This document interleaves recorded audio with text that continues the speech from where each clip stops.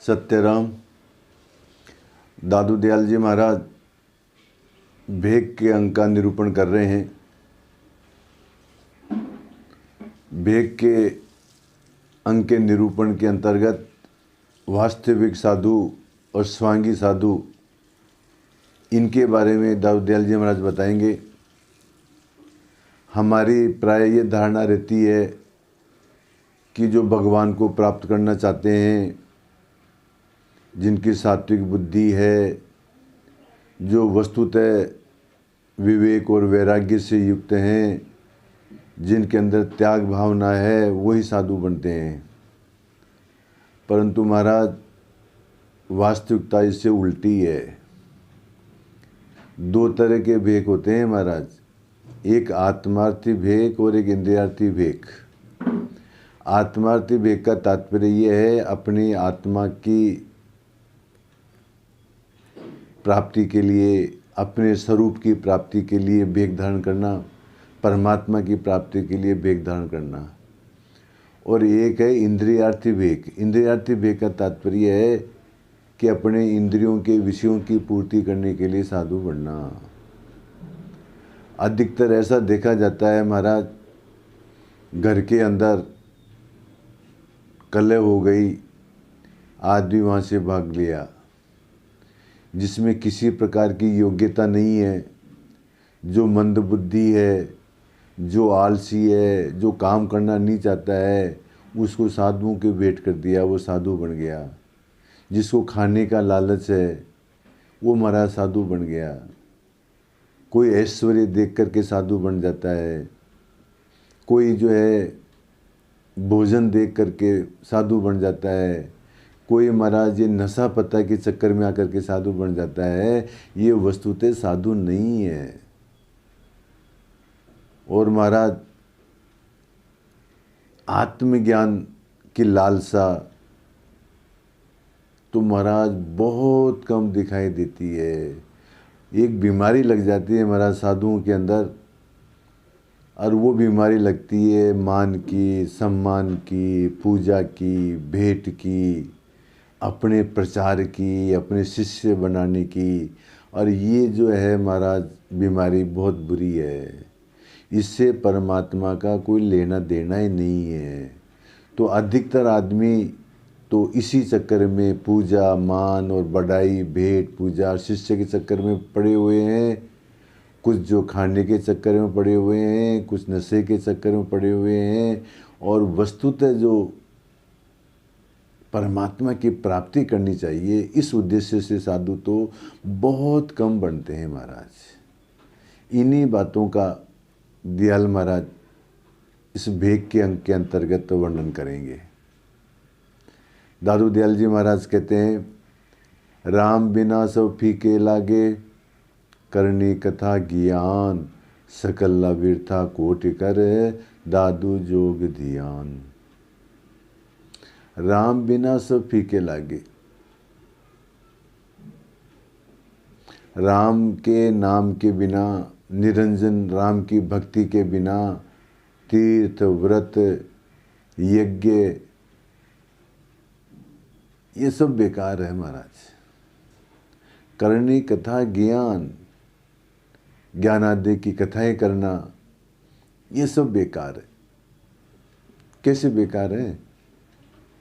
जैसे सब्जी में नमक नहीं और वो फीका लगता है, इसी प्रकार से जो निरंजन का ध्यान नहीं करता है, जो परमात्मा का ध्यान नहीं करता है, उसका व्रत, तीर्थ करना, कथाएं करना, ये सब बेकार है। सकल अविर्था कोटि कर, ये सब बेकार है। दादू योग ध्यान, चाहे योग करो चाहे ध्यान करो, ये सब दिखावटी बातें हैं महाराज।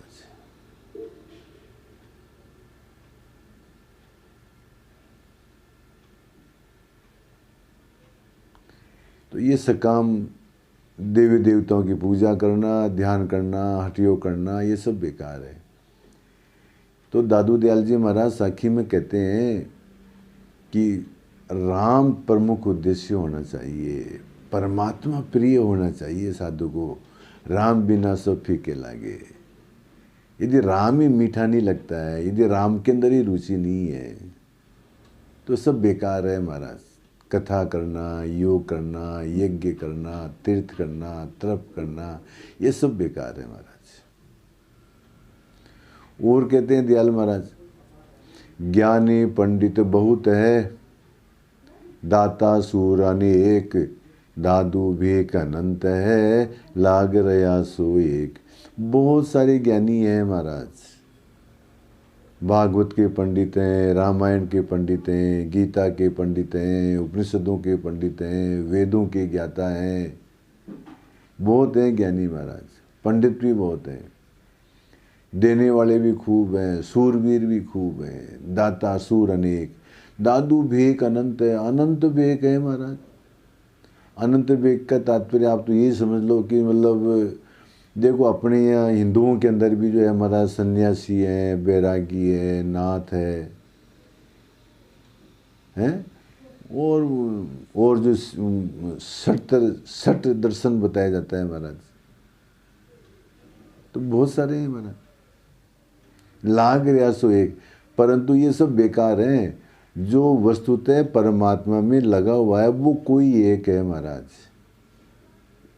ज्ञानी होने से कोई फर्क नहीं पड़ता, पंडित होने से कोई फर्क नहीं पड़ता, दाता होने से कोई फर्क नहीं पड़ता, सूरवीर होने से कोई फर्क नहीं पड़ता, और वेश धारण करने से कोई फर्क नहीं पड़ता। चाहे बौद्ध हो जाओ, चाहे सिख हो जाओ, चाहे शेख हो जाओ, चाहे कोई भी हो जाओ महाराज, जैन हो जाओ, कोई फर्क नहीं पड़ता है। परमात्मा के अंदर जो लगा हुआ है वो तो कोई एक है महाराज, और तो ये सब खाली बस दिखावा ही है।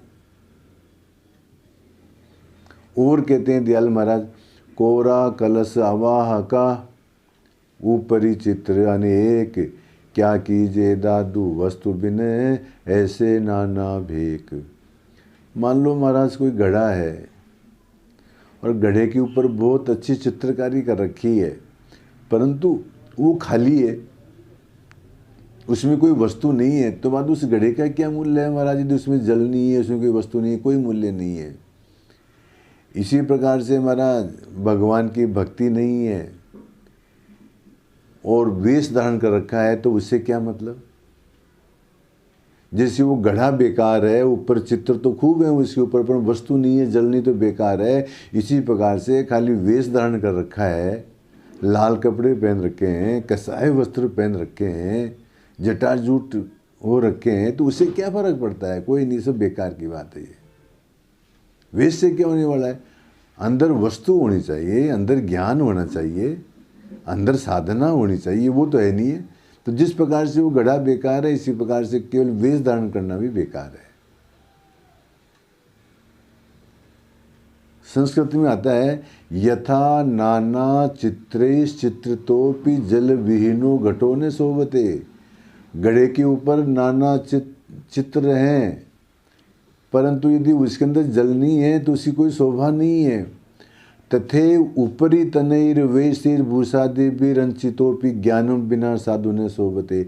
इसी प्रकार से ऊपर से कपड़े तो बहुत अच्छे पहन रखे हैं, परंतु उसमें ज्ञान नहीं है, तो महाराज उसका कोई महत्व नहीं है। ज्ञान होना चाहिए, भेक से कोई मतलब नहीं है। और कहते हैं दयाल महाराज, बाहर दादू भेक बिन, भीतर वस्तु अगाध, सोले हृदय राखिए, दादू सन्मुख साध। बाहर दादू भेक बिन, बाहर तो साधुता का भेष नहीं है, परंतु भीतर वस्तु अगाध, परंतु अंदर ज्ञान है, अंदर ध्यान है, अंदर भगवान के प्रति लगन है, अंदर आत्मस्वरूप की प्राप्ति है। सोले हृदय राखिए। ऐसे सत्यों को सत्संग में रह करके भक्ति ज्ञान आदि प्राप्त करनी चाहिए। और जिनके सर पर भेक तो कुछ भी नहीं है, परंतु ज्ञान है, तो ऐसे संतों की शरण में जाना चाहिए।